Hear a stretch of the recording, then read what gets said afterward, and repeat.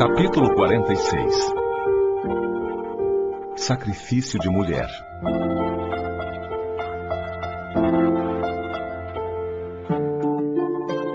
Um ano se passou em trabalhos construtivos com imensa alegria para mim. Aprendera a ser útil, encontrara o prazer do serviço experimentando crescente júbilo e confiança. Até ali não voltara ao lar terrestre, apesar do imenso desejo que me espicaçava o coração.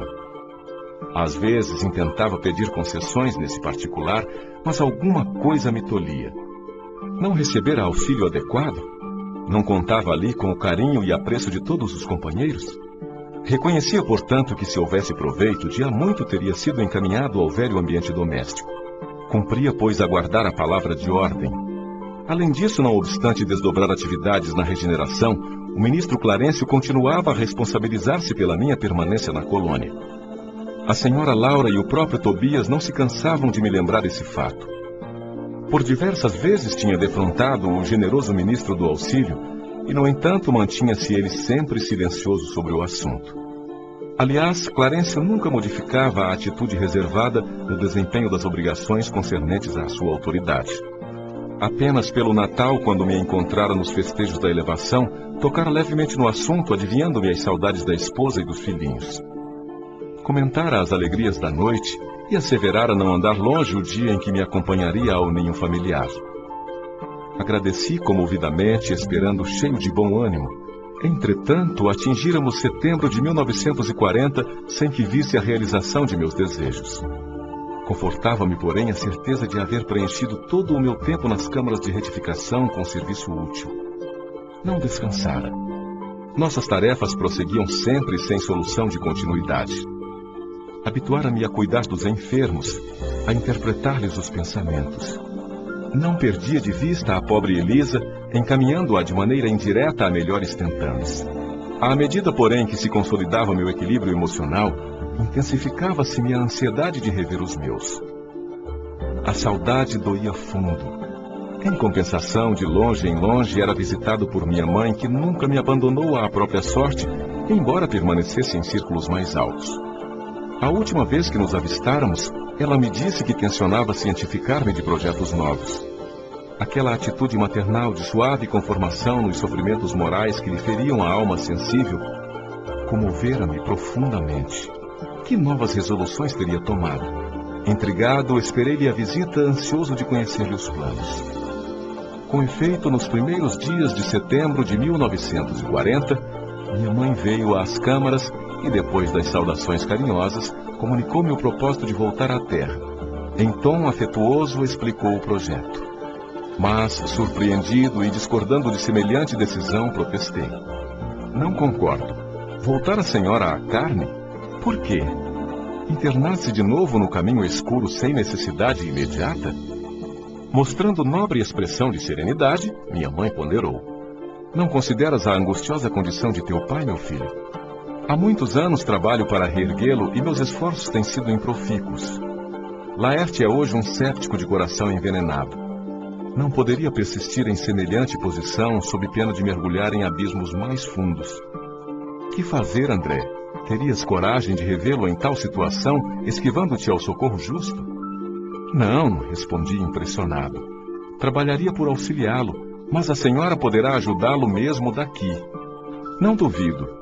No entanto, os espíritos que amam verdadeiramente não se limitam a estender as mãos de longe. De que nos valeria toda a riqueza material se não pudéssemos estendê-la aos entes amados? Poderíamos, acaso, residir num palácio, relegando os filhinhos à intempérie? Não posso ficar à distância. Já que poderei contar contigo aqui, doravante reunir-me-ei a Luísa a fim de auxiliar teu pai a reencontrar o caminho certo. Pensei e redargui. Insistiria, no entanto, com a senhora. Não haverá meios de evitar essa contingência? Não seria possível. Estudei detidamente o assunto.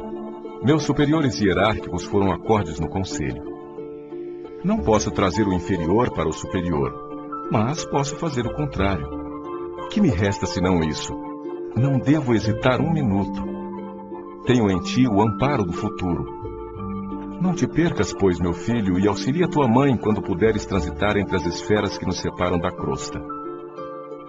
Entre mentes, zela por tuas irmãs que talvez ainda se encontrem nas sombras do umbral, em trabalho ativo de purgação. Estarei novamente no mundo em breves dias, onde me encontrarei com Laerte para os serviços que o Pai nos confiar. Mas indaguei: como se encontra ele com a senhora? Em espírito? Não, disse minha mãe com significativa expressão fisionômica. Com a colaboração de alguns amigos, localizei-o na Terra a semana passada, preparando-lhe a reencarnação imediata sem que ele nos identificasse o auxílio direto. Quis fugir das mulheres que ainda o subjugam, talvez com razão, e aproveitamos essa disposição para jungi-lo à nova situação carnal. Mas isso é possível? E a liberdade individual? Minha mãe sorriu algo triste e obtemperou. Há reencarnações que funcionam como drásticos. Ainda que o doente não se sinta corajoso, existem amigos que o ajudam a sorver o remédio santo, embora muito amargo. Relativamente à liberdade irrestrita, a alma pode invocar esse direito somente quando compreenda o dever e o pratique. Quanto ao mais, é indispensável reconhecer que o devedor é escravo do compromisso assumido. Deus criou o livre-arbítrio. Nós criamos a fatalidade. É preciso quebrar, portanto, as algemas que fundimos para nós mesmos. Enquanto me perdia em graves pensamentos, continuou ela retomando as anteriores observações. As infelizes irmãs que o perseguem, entretanto, não o abandonam. E não fosse a proteção divina por intermédio de nossos guardas espirituais, talvez lhe subtraíssem a oportunidade da nova reencarnação. Deus meu, exclamei, será então possível? Estamos à mercê do mal até esse ponto? Simples joguetes em mão dos inimigos? Essas interrogações, meu filho, esclareceu minha genitora muito calma, devem pairar em nossos corações e em nossos lábios antes de contrairmos qualquer débito e antes de transformarmos irmãos em adversários para o caminho. Não tomes empréstimos à maldade. E essas mulheres, indaguei, que será feito dessas infelizes? Minha mãe sorriu e respondeu: serão minhas filhas daqui a alguns anos. É preciso não esqueceres que irei ao mundo em auxílio de teu pai. Ninguém ajuda eficientemente intensificando as forças contrárias, como não se pode apagar na terra um incêndio com petróleo. É indispensável amar, André.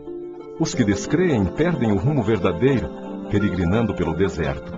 Os que erram se desviam da estrada real, mergulhando no pântano. Teu pai é hoje um séptico e essas pobres irmãs suportam pesados fardos na lama da ignorância e da ilusão.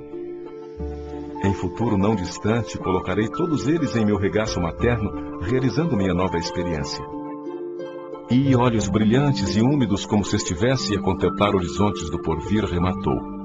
E mais tarde, quem sabe, talvez regresse a nosso lar, cercada de outros afetos sacrossantos para uma grande festividade de alegria, amor e união.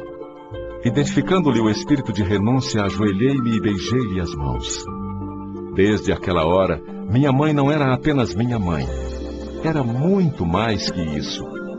Era a mensageira do amparo que sabia converter verdugos em filhos do seu coração, para que eles retomassem o caminho dos filhos de Deus.